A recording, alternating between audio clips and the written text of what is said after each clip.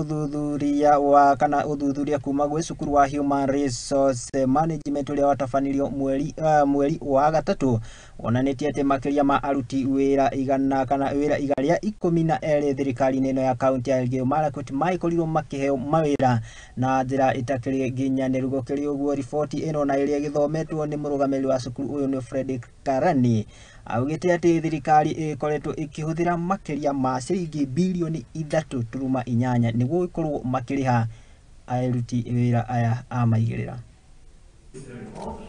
County has at least 3 documented payrolls, and we are saying they should be abolished.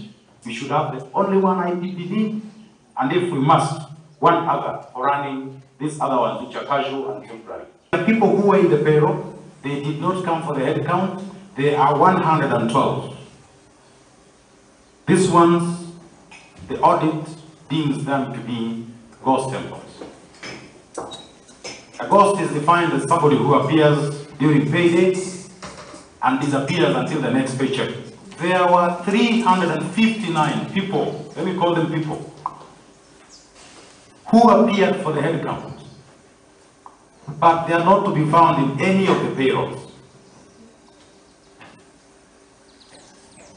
Somebody is paid by this county as a permanent employee, does not get time for one day to appear for the head count.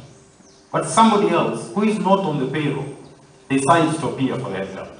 ECDE, we are strongly recommending that those teachers, Your Excellency, should be given PNP.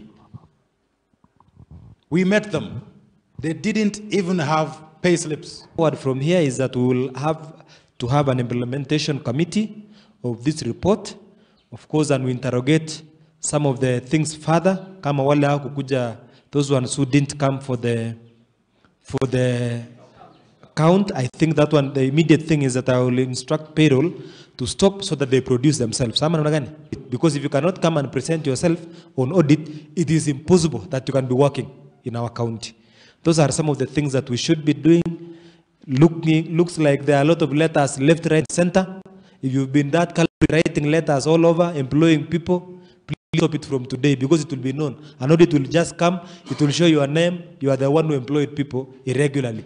And somewhere where you will find you can even see that sometimes all of us don't know how to be seen. After looking at our gaps, addressing all the gaps.